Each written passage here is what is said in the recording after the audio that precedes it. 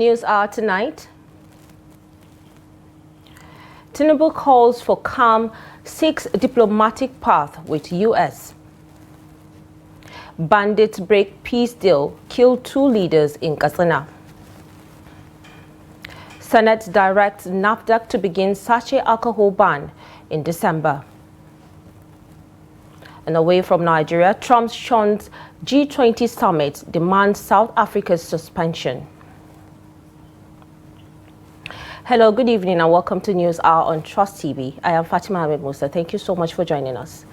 Now, President Bola Tinubu says despite the enormous tasks ahead, his administration is determined to build a prosperous, inclusive and resilient Nigeria.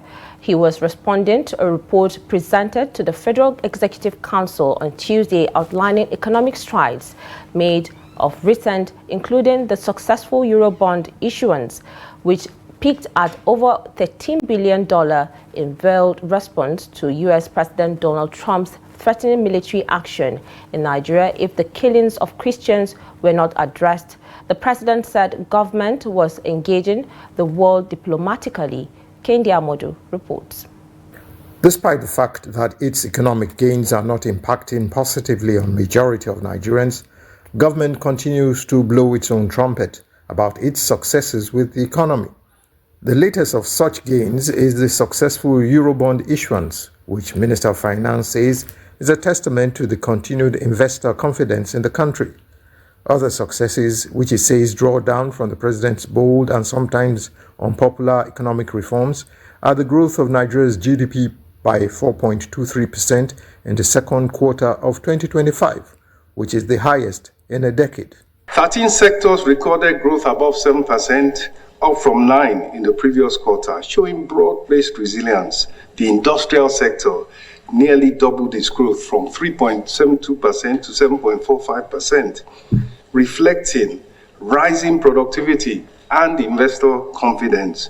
Inflation eased to 18% in December, while, as we know, foreign exchange reserves topped 43 billion and our trade surplus topped 7.4 trillion. Clear examples of macroeconomic stability. President Tinubu's comments acknowledging the economic gains are brief, and so is his veiled response to the diplomatic back and forth with U.S. President Donald Trump. It is his first spoken response to allegations of genocide of Christians in the country and the threat of military intervention by the U.S. The task ahead is immense. We are engaging the world diplomatically, and we assure all of you that we will, defeat terrorism in this country.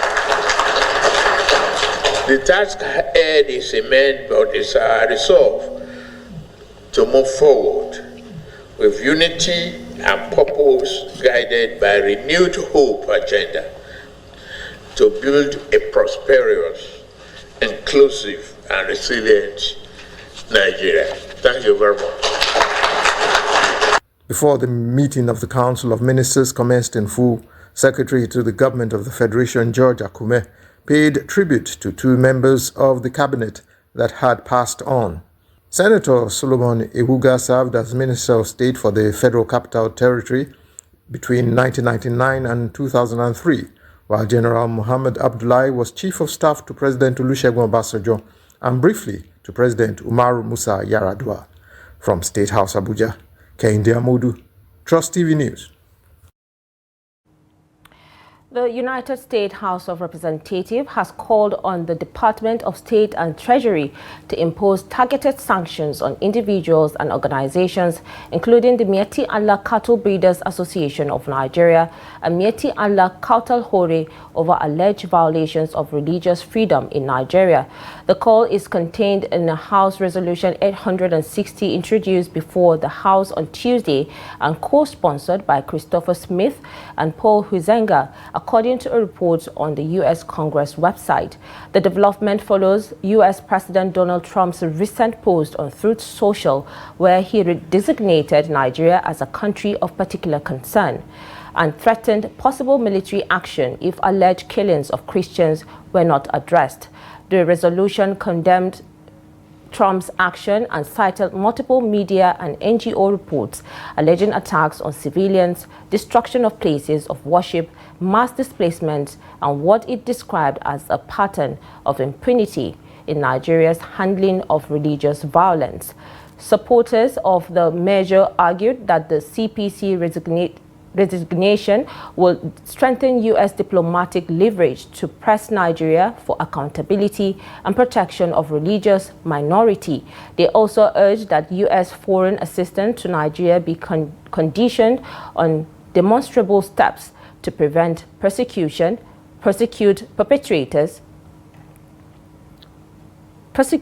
perpetrators, and support displaced population. Now, two groups, one named the Miyetti Allah Association representing Nigeria's Fulani herders, have long been at the center of controversy. While both claim to defend the rights of pastoralists, their method, rhetoric, and public image tells a different story.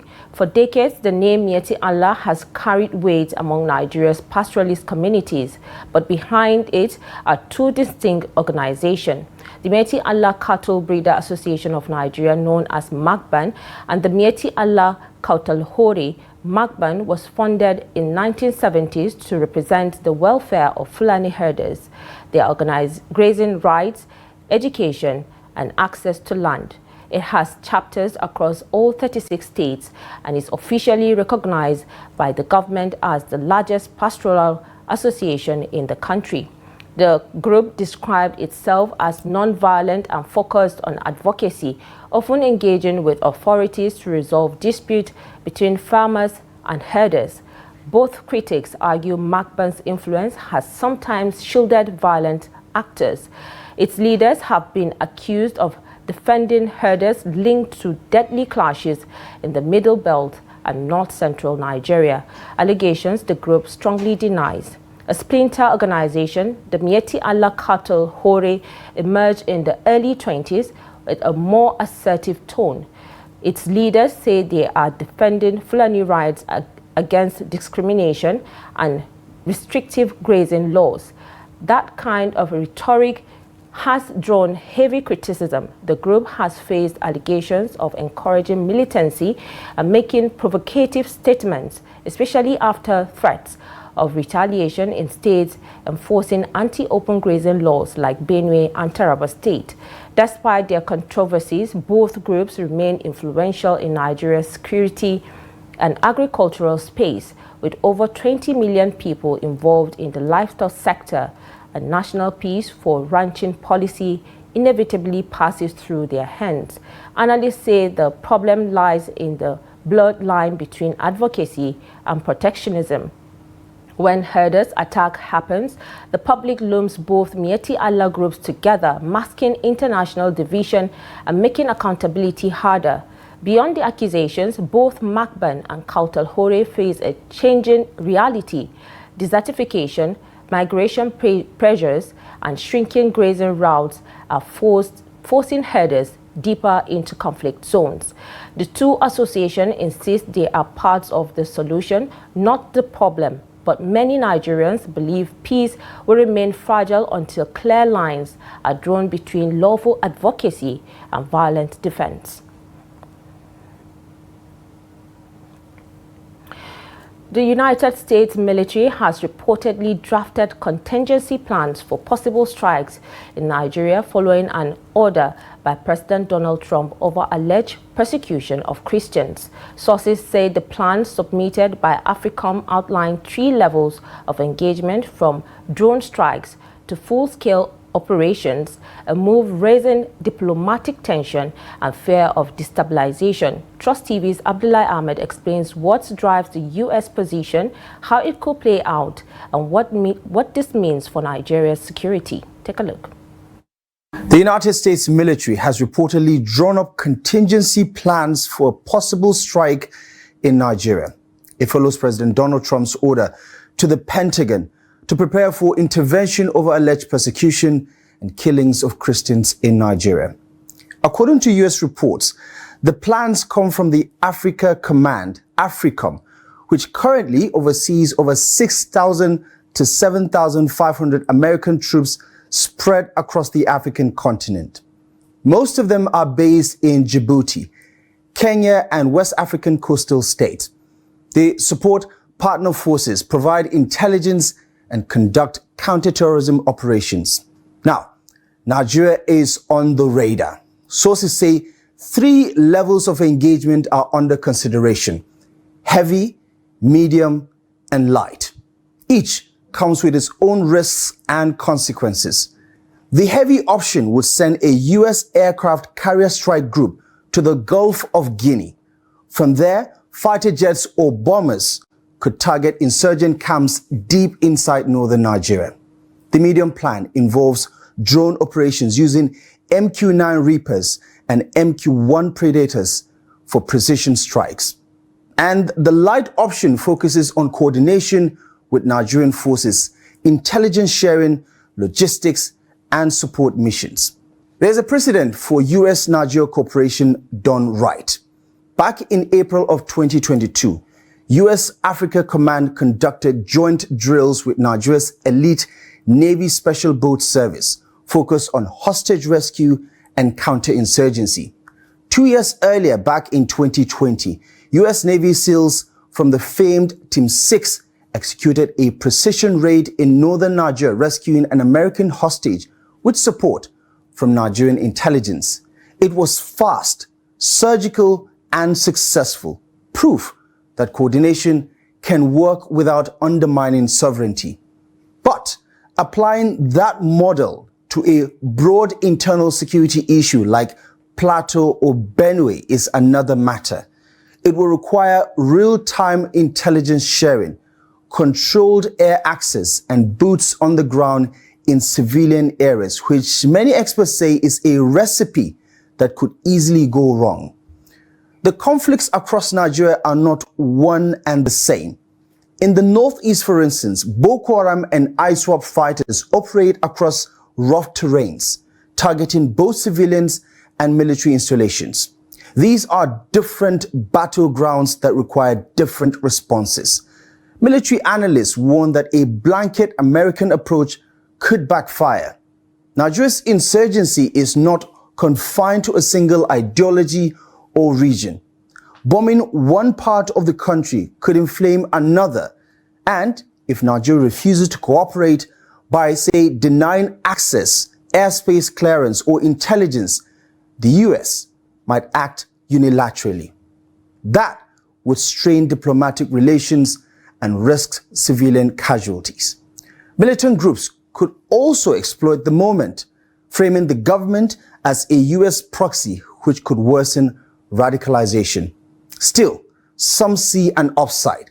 American pressure could push Nigeria's security agencies to take a more deliberate, coordinated approach to internal conflicts. It could attract fresh international focus, more intelligence sharing, better funding, and a stronger military posture. But history offers a warning. In Libya, the fall of Gaddafi turned into years of instability. In Egypt, US-backed interventions triggered political repressions and public anger.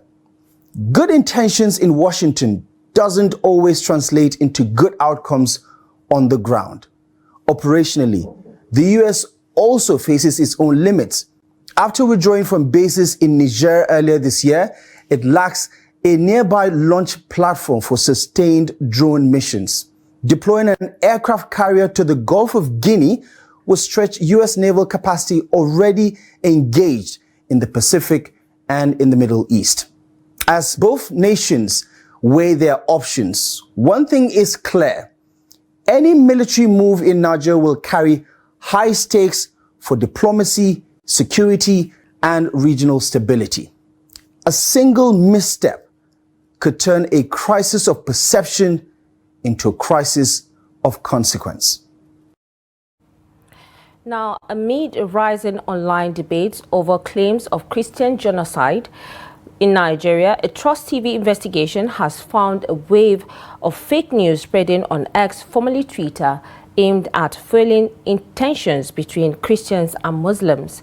On Facebook, several of these misleading posts have already been flagged as false by Meta independent fact-checkers.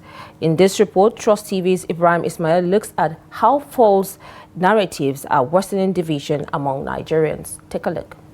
Fake news is spreading fast across social media, twisting facts and deepening distrust, following U.S. President Donald Trump's comment about alleged religious persecution in Nigeria.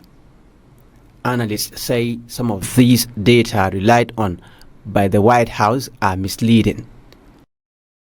Trust TV has identified 3 major contents promoting fake news on social media. Some handles on X and Facebook sharing some of these unverifiable data and videos are portraying Christian genocide in Nigeria. The contents are shared to cause division among Muslims and Christians in the country. This X account is one of those sharing misleading contents about Nigeria's security crisis. It has over 1 million followers. It is being followed by Elon Musk, and the account managers claimed U.S. President Donald Trump also consumes its content, but no evidence to confirm this. It published this video claiming that it shows moments Christians were attacked. The video amassed more than 1 million views, with thousands retweets and comments. But on Facebook, Meta's independent fact-checkers have flagged this video as disinformation. Amid this wave of fake news, we ask Nigerians how they cope while navigating across social media platforms. So when someone wants to present something on the social media now, he no longer gives us a full story. They go out, cut a clip from where they feel should suit their story, which is true, merges it with another story, which is true, and then mix it with another story, which is not true, and present it to us on the social media. So now, at this point where we are now trying to interpret what we see on the social media is really, really hard. But I can tell you that there are true stories on the social media and there are fake on the social media. But majority carries the vote. The fake is more than what the truth is really coming up. To mafi akasari dai abin da yasa nake gane labarin wannan gaskiya ne ko ƙarya ne mafi akasari na aka ce jarida ta wallafa. I always trust story published in the newspaper. That's how I substantiate credible news. Although some newspapers also publish fake news. Sharing fake news will create violence, which is already causing unrest. Yaɗa labarin da ba na gaskiya ba zai haddasa fitintunu waɗanda Allah kaɗai san iyakarsu. Yana ma kan haddasawa. This picture is widely circulated on social media, claiming that a mass funeral was held for 64 Christians slaughtered for their faith. But Trust TV's investigation reveals that the claim is false, as verification shows that the picture was snapped during a Muslim funeral in Borno State in November 2020. The truth is, the picture captured Borno State Governor Babagana Zulum and some officials while attending a funeral of Muslim farmers killed by terrorists in Borno State. Another element that confirms this picture promotes fake news is that the corpses dressed in white and placed in funeral bier depict Islamic funeral rites, not Christian funeral rites. But the picture was shared severally to portray Christian genocide in Nigeria. Similarly, Trust TV has verified this poster, which claims 7,000 Christians have been killed in Nigeria in the first 220 days of 2025, suggesting that an average of 32 Christians were killed daily.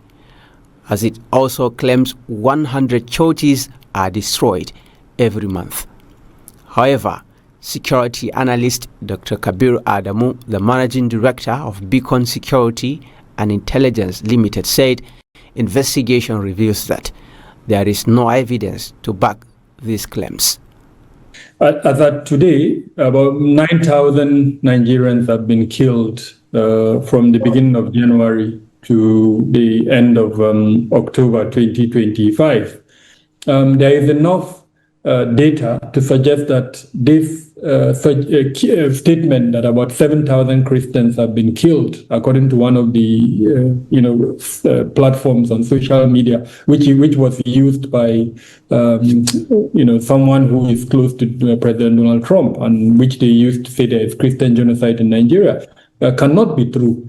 If 9,000 persons in Nigeria were killed from January to February, and if we agree, even by the most conservative estimates, that there is a 50-50 division between Christians and Muslims in Nigeria, the highest that would go to the Christian faith will be 4,500 Nigerians, and then the highest that will go to the Muslim faith will be 4,500. So where the 7,000 was manufactured, we don't know. To stem the spread of fake news across social media, an investigative journalist, Umar Audu, said users must rely only on stories published by trusted news platforms. So from the kind of stories they push out, of course, you have to understand where their biases lie. Secondly, you have to fact-check, you have to cross-check with different credible, renowned platforms to see that if these claims are really, genuine. As Nigeria journeys through this difficult time, analysts warn that such disinformation risks tearing at the country's fragile unity, as many Nigerians react emotionally to unverified online claims. Ibrahim Ismail, Trust TV News, Abuja. Now, the fragile peace in Katsina State suffered another blow when bandits stormed Doguwar Dorawa, a small farming community near Guga in Bakori local government area, killing 2 respected elders and abducting several residents. The attack, which lasted over an hour, has once again raised questions about the effectiveness of the peace accord between the state government and some groups operating across the region. According to community sources, the assailant invaded the village around 10 p.m., slaughtering 2 brothers, Bashir and Alhaji Suraju, both regarded as pillars of leadership and moral guidance in the community. Residents say the attackers came on motorcycles, parked them in the bush, and walked into the village to avoid being noticed. The killings have renewed anger and despair among residents, who now describe the state peace pact with bandits as a failed experiment. Residents lamented hardly a day passes without an attack despite the so-called peace deal, saying they are tired of failed promises. As of the time of filing this report, neither the Katsina State government nor the Bakori Local Government Council had issued any official statement on the latest killings.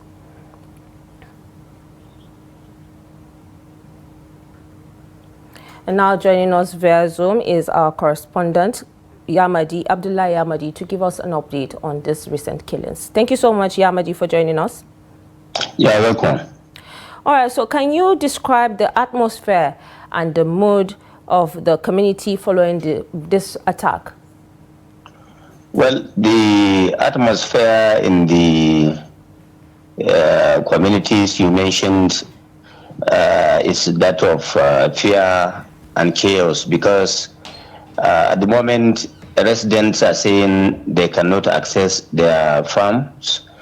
And, it is a season of harvest almost everywhere in northern Nigeria.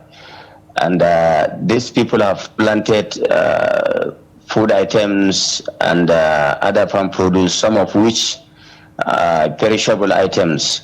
They wanted to start harvesting these items, but unfortunately, due to the increasing, the issue of banditry, they cannot access these farms. And from the number of abductees you mentioned, the update we have is that 2 women have escaped from the bandits, remaining 38 in captivity. And of course, the other thing residents are saying is that since the peace deal about 4 weeks ago, They only enjoyed 2 days of ceasefire, but all through they had been experiencing kidnappings, attacks, killings, and then abductions of people and wrestling of animals. At the moment, from 3 political wards of Bakwari local government, there is a total number of 102 people in the bandit enclaves that are there as captives. So it is highly frightening what is happening around Bakwari, and they are calling for the immediate rehabilitation of their access road, which is from Bakwari, Buga, and Kakumi Road, which they believe is one of the major issues that is exacerbating their difficulty as far as the issue of banditry is concerned.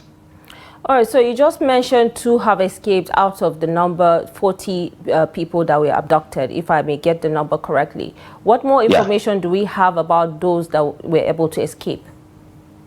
Well, they are hella happy because some of their relatives said when they arrived, they were taken to hospital in Bakwari, and they have since been reunited with their families. So all is well for the 2 that were freed, or rather the 2 that escaped from the bandits.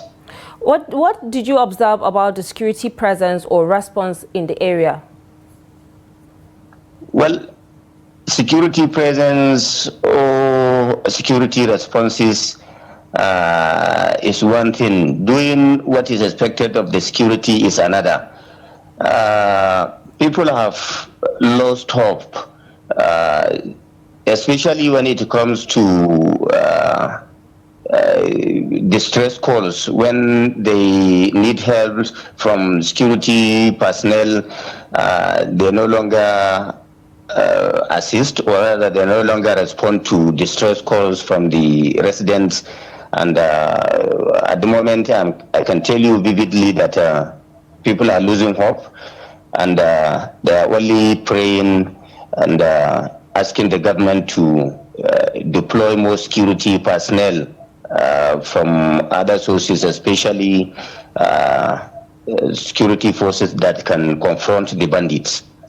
All right, so are there any security sources or vigilante groups? What do they say about the identity of the assailant? They are the same people that they had this peace accord with. They are the same people because they said those that launched the most recent attacks were people, or rather bandits, that are loyal to Idi Kwashengarwa and one popularly known as Abasu Aiki. So the bandits are the same groups, and of course they were known. Their areas of operations are known, and even their villages are also known, only for them to come back and continue to attack them after the peace deal in Kakumi, which is just some few meters away from Guga village. All right, thank you so much, Abdullah Ahmadi, for contributing on the News Hour this evening. Thank you most sincerely. Thank you so much. Now we'll move on to more stories. Amid persistent insecurity across the country, despite substantial budgetary allocations, the House of Representatives has launched a fresh probe into the expenditure of intervention funds dedicated to Nigeria's security architecture.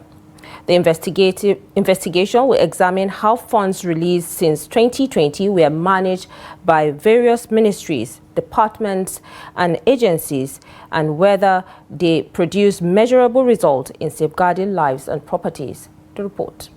Speaking at the inauguration of the ad hoc committee on the expenditure of all intervention funds on security, Speaker Abbas Tajuddin reaffirmed the House commitment on accountability, transparency, and fiscal discipline in managing public resources, particularly within the security sector. Represented by Deputy Chief Whip Ibrahim Isiaka, Tajudeen noted that the security sector operates under intense public scrutiny, making it imperative that every naira spent delivers tangible progress in protecting Nigerians. Chairman of the committee, Zakaria Ayampa, said the probe would track total disbursements under various intervention heads, review utilization and procurement processes, and assess the impact of spending. He stressed that the exercise is not a witch hunt, but a national duty to ensure that security funds are effectively used to strengthen national stability. We recognize that the security sector operates under intense public scrutiny, and it is incumbent upon us to ensure that every naira spent yields tangible, observable progress in safeguarding lives and property across our great nation. Our work will involve identifying the total funds disbursed under various intervention heads and special allocations, examine how these funds are utilized by the beneficiary agents, reviewing procurement processes and due process compliance, assessing outcome and the actual impact of such intervention on the security situation across the country. This assignment must be pursued with objectivity, diligence, patriotism, and integrity. It is not a witch hunt, rather it is an effort to ensure that every naira allocated for national security achieves its intended purpose. The committee will collaborate with key agencies, including the Ministry of Finance, Budget Office, Office of the National Security Advisor, Defense and Police Authorities, anti-graft agencies and civil society groups to guarantee transparency, cooperation and credibility throughout the investigation. Now, the Nigerian Senate has confirmed Dr. Kingsley Tochukwu Ude, a senior advocate of Nigeria's son from Enugu State, as the Minister of the Federal Republic of Nigeria. His confirmation followed a successful screening at the Senate chamber, where he answered questions from the lawmakers. The report. Dr. Ude was introduced to the Senate by the Special Advisor to the President on National Assembly Senate matters. During the session, senators asked Ude how he would handle responsibilities if assigned to a ministry outside his core legal field. Attorney General of the Federation and Attorney General of the Federal Government of Nigeria. Because the same glamour also goes to the office of Accountant General of the Federation and Accountant General for the Federal Government of Nigeria. People believe that the two should be separated. So that's I think those are very germane questions. He's done exemplarily well. He has a great record, a very fantastic track record. But I have seen that your focus has been in the legal arena. You have done and risen to the peak of your career being a senior advocate of Nigeria at a relatively young age. I want to ask you this. Having a background that is deeply rooted in the legal aspect, how do you see yourself contributing to the cabinet of Mr. President, and what portfolio you think you would be best suited for? While responding to questions from lawmakers, Ude pledged to serve the nation with commitment and integrity if sworn in as a member of the Federal Executive Council, FEC. That I've served in the office of the Attorney General Commissioner for Justice with integrity, with the fear of God, creditably, and performing, knowing that justice is a matter that is divine. In handling it, one must fear God, and one must remember that if justice is miscarried, it can affect, deeper than the particular case that is before that particular office. So, if you're a good lawyer, you should be able to fit in to any job description and do well, because there's law of every walk of life. But beyond that, beyond my strong background in law, I have very strong background in research and academics. After the screening, Senate President Godswill Akpabio put the nomination to a voice vote, which was unanimously approved by the lawmakers. Akpabio praised the nominees, describing him as a capable and well-rounded professional. The nomination of Dr. Kingsley Tochukwu Ude Senior Advocate of Nigeria, is hereby confirmed as a Minister of the Government of the Federal Republic of Nigeria.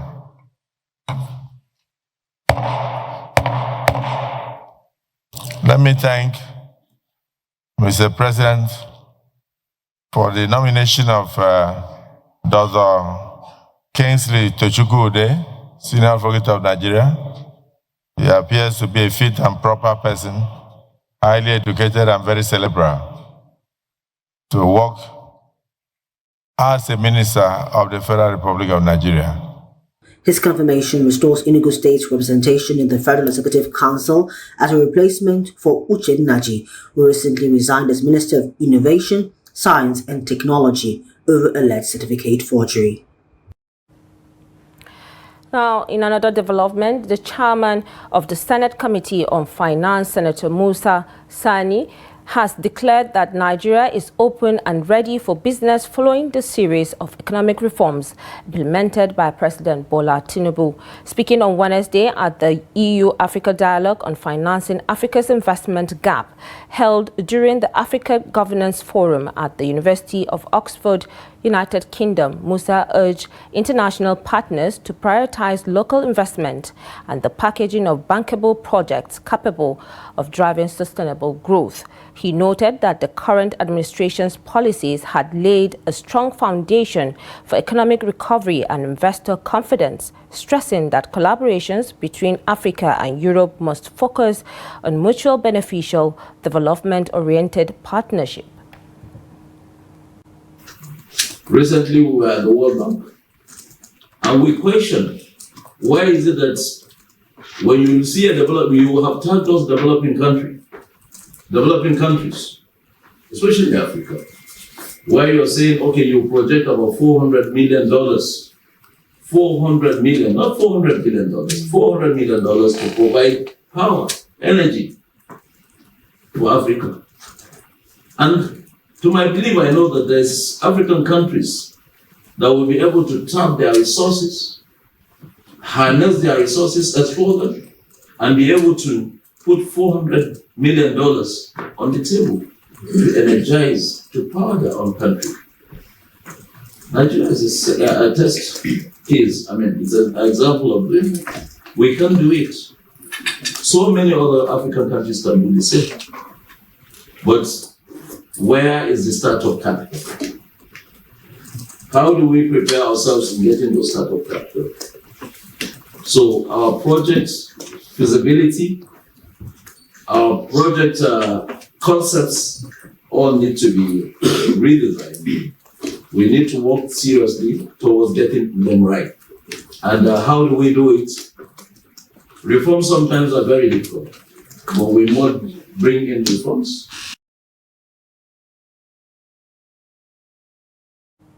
You're watching News Hour on Trust TV. Coming up, Senate directs NAFDAC to begin sachet alcohol ban in December. The summer won't return. To stay with us.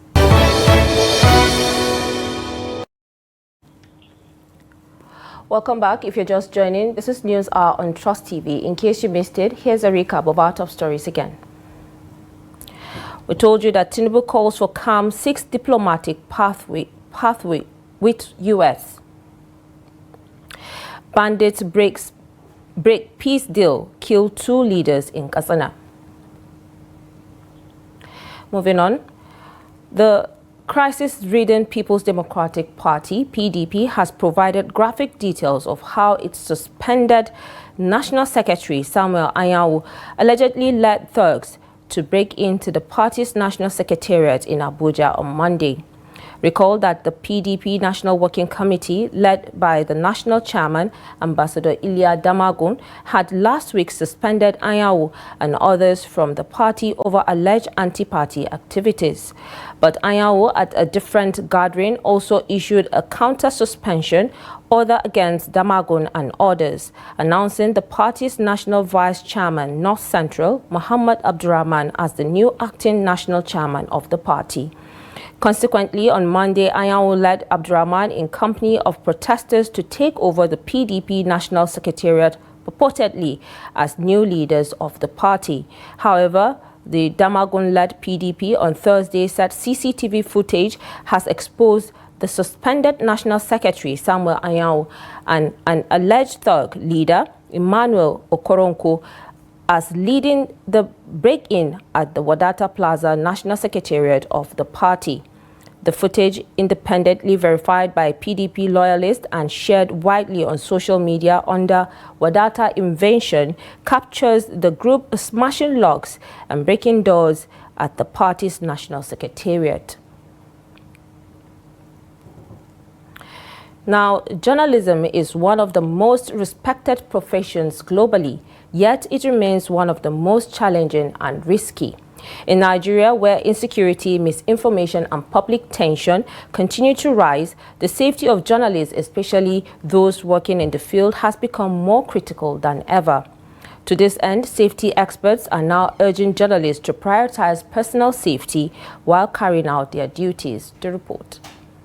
For journalists, particularly those who report from the field, experts say taking personal responsibility for safety should always come before any assignments. They also advise that journalists must study and understand the environment they are heading to while staying alert and cautious of their surroundings. According to them, while safety can never be fully guaranteed, awareness and proper preparations can significantly increase the chances of staying safe on the job. Across Nigeria, journalists face numerous risks in the line of duty. For instance, Victoria Tokolo, a freelance reporter with Trust TV, was attacked in July 2025 in the Agege area of Lagos State with her essential work tools seized. But safety goes beyond physical protection, as safety experts emphasize the need for media organizations to provide comprehensive insurance policies for all employees, especially those reporting from volatile areas. The Nigerian society now is a bit volatile, just for everybody, not only the journalists. But by virtue of the kind of job the journalist does, it becomes sort of a target, and oftentimes you get casualties. Recently, a journalist jumped from the story building and then broke her legs and died in the court. So those are kind of sad stories we hear every day. You need to talk about the safety of you first, before the safety of what you are doing. And then before you go to the field, you must know exactly where you are going to. Beyond knowing where you are going to, you need to tell your family members where you are going to. That is the safety that you need to initiate for yourself first, before any other thing. Again, it is very important that media houses consider insurance for the journalists, because they faces high risk, and insurance is like a cover. And when the journalists are going out there, they know that there is a cover for them. And so it should become part of what the media houses should provide for the journalists. Another part of making sure that journalists are able to work safely is making sure that there are important insurance policies, whether that's group life insurance, whether that's life insurance, whether that's health insurance, very, very important. And these are policies, those are insurance policies that organizations can get because they are getting it in bulk for their staff. They're able to get it, discounted, than what a private individual would get if they went to a company by themselves. They emphasize that since no story is worth a life, every journalist must understand that beyond storytelling, their safety comes first. And for media organizations, while informing the public remains a duty, protecting those who tell the story should always be a top priority. Now, the Nigerian Senate has directed the National Agency for Food and Drug Administration and Control (NAFDAC) and other relevant regulatory bodies to strictly enforce the ban on the packaging of high-strength alcoholic beverages in sachet format beginning December 2025. The resolution followed the adoption of a motion sponsored by Senator Asuko Ekpeyong on the need to hold further extension of the phase out of alcoholic beverages packaged in sachet format. The report. In his lead debate during plenary, Senator Ekpenyong reminded the Senate that NAFDAC, in line with international best practices and after extensive consultations with industry stakeholders, had announced a phased ban on the importation, manufacture and distribution of alcohol packaged in sachets. Concerned that as the deadline of December 2025 approaches, some manufacturers continue to lobby for another extension, thereby undermining regulatory authority, jeopardizing public health, and potentially encourage prolonged proliferation and circulation of these products in harmful sachet packaging formats in our communities. Further concerned that certain manufacturers who complied in good faith now suffer competitive disadvantages against those who continue to produce and distribute non-compliant formats, creating a distorted market environment and disincentivizing responsible industry behavior. Lawmakers who contributed to the debate further resolved that no additional extension should be granted beyond the current moratorium. The Senate recognizes that excessive youth exposure to cheap, high alcohol content products packaged in sachets contributes to addiction, impaired cognitive development, and we add affective and psychomotor development, increased school dropout rates, road accidents, domestic violence, and other vices. In his remarks, President of the Senate, Godswill Akpabio, described the Senate's position as a timely intervention to safeguard public health and youth welfare. It's very easy for people to lick it as if they are licking sweets and all that, and then from there, a lot of people may have accidents, some may be taking in poisonous and damaging items. So I thank you. And from what he said, they have continued to extend the tenure of the phase out of these alcoholic beverages in sachets, and they are about to extend again. So that's what makes it even urgent. He urged NAFDAC to ensure full compliance with the ban by the end of 2025, warning that any extension would undermine national efforts to combat substance abuse. Now, as the federal government intensifies efforts to strengthen primary healthcare delivery through the Basic Healthcare Provision Fund, questions are emerging about how effectively these funds are being utilized and what more needs to be done for the scheme to truly impact the lives of ordinary Nigerians. Trust TV's Abdulaziz Ibrahim spoke to residents about the initiative and now reports. The Basic Healthcare Provision Fund, or BHCPF, was established to improve access to quality health care for Nigeria's poorest and most vulnerable citizens. In Kano, the funds are disbursed to health facilities through two main channels. 300,750 naira is released quarterly from the State Primary Healthcare Board to 484 facilities, including this one at Sharada. 570 naira per beneficiary is sent monthly through the Kano State Contributory Healthcare Management Agency. The aim is to ensure that pregnant women, the elderly defined in Kano as those above 60 years, children under 5, persons with disabilities, and other vulnerable groups receive essential healthcare services at no cost. Each ward has a ward development committee responsible for supervising implementation and ensuring accountability. Health workers here say the funds have enabled them to provide essential drugs, improve facilities, and hire ad hoc staff to meet growing patient needs. Because we have a lot of patient in Sharada that we used to give them help, how to have a good treatment and the drugs also at the right time. And also we have, in terms of some of old man and child, I used to give them pre-drugs. For some elderly residents, the impact has been life-changing. I had been sick at home for some times before being brought to this hospital. I received all the necessary tests and treatment free of charge. Hassan Gama works for a civil society organization monitoring the project. We go to facilities and then we follow that money and see what are they using the money for. And good enough, a lot of our facilities have been using the money because, for example, there are some facilities that we go, there are challenges of they have the challenges of not having electric supply, and they bought solar power for that facilities. And there are some facilities that they have problem of roofing. They use that money to repair their facilities. And then some of them, they employ temporary staff for them to be paying them. Despite the billions allocated, many Nigerians still struggle to access quality health care. He believes sustained oversight, community participation, and private sector collaboration are essential to achieving wider health coverage.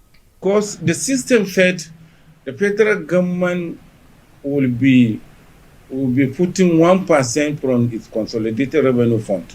But it said other development partners, other private institutions, private companies can come in. So you can see it now. Let the private companies and donor partners come in and support this program. We should not wait for development partners. We should support the system.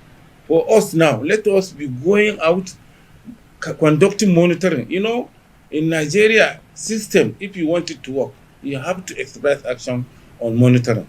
And I'm calling for the government also, for them to put more money on monitoring. With effective monitoring, transparency, and stronger private sector support, the Basic Healthcare Provision Fund can move Nigeria closer to a system where income no longer determines who receives proper health care. Abdulaziz Ibrahim, Trust TV News, Kano. Now in business, former Vice President Yemi Osinbajo has urged African governments to stop celebrating gross domestic product (GDP) growth figures that fail to reflect real improvement in citizens' welfare. Speaking at the 65th anniversary of the Ford Foundation in West Africa held in Abuja, Osinbajo said, despite Africa's record GDP growth in recent years, the continent continues to struggle with poor welfare indicators, weak healthcare systems, low educational outcomes, and high unemployment. He noted that his time in office revealed a deep disconnect between impressive macroeconomic statistics and the lived realities of ordinary Nigerians. Osinbajo called for a paradigm shift from trickle-down policies to inclusive, bottom-up development strategies focused on women, youths, informal workers, and rural communities. He cited examples such as Bangladesh's girls' education reforms, Rwanda's gender inclusion policies, and Lagos State's 1999 judicial reforms as proof that social justice and inclusion drive sustainable growth. The former vice president also warned that corruption remains one of the worst forms of social injustice, depriving citizens of essential services and undermining public trust. Now, away from Nigeria, U.S. President Donald Trump has announced attending the upcoming G20 summit in Johannesburg, saying South Africa no longer deserves a place in the group of major economies.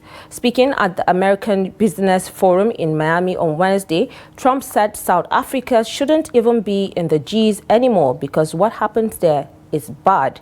He added that he will not be representing the United States at the meeting set for November 22nd and 23rd, but rather Vice President J.D. Vance will attend instead. Trump has been a vocal critic of South Africa's land reforms policies, accusing the government of targeting white farmers and committing what he called massive human rights violations. Earlier this year, he signed an executive order to cut U.S. aid to South Africa and to support the resettlement of white Afrikaners in the United States, describing them as victims of unjust racial discrimination. Pretoria has rejected the allegations, calling Trump's statement factually incorrect and based on a distorted view of the country's policies. Now for sports updates, let's join Joseph Peter.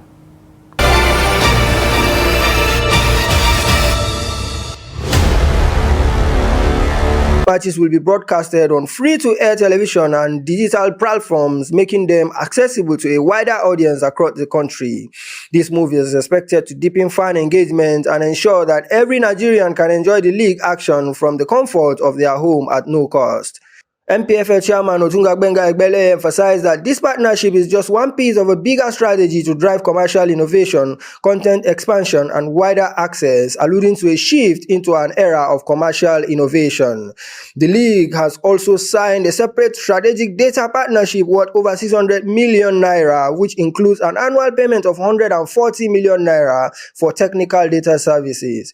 This partnership would provide detailed and accessible data to elevate the league's value and enrich media coverage. FL leadership for staying focused despite challenges. These deals mark a significant milestone for Nigerian football with the potential to increase the league's value and attract more fans.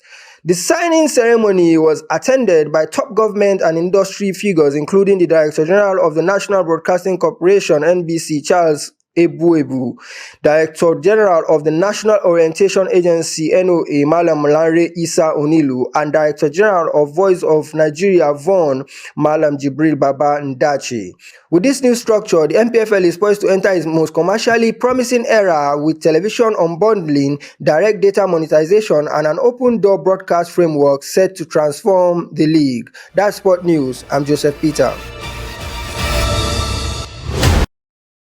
And with that, we have come to the end of News Hour on Trust TV. Do not forget to watch and catch us across all our social media platforms and join our YouTube live stream for more news, programs, and documentaries.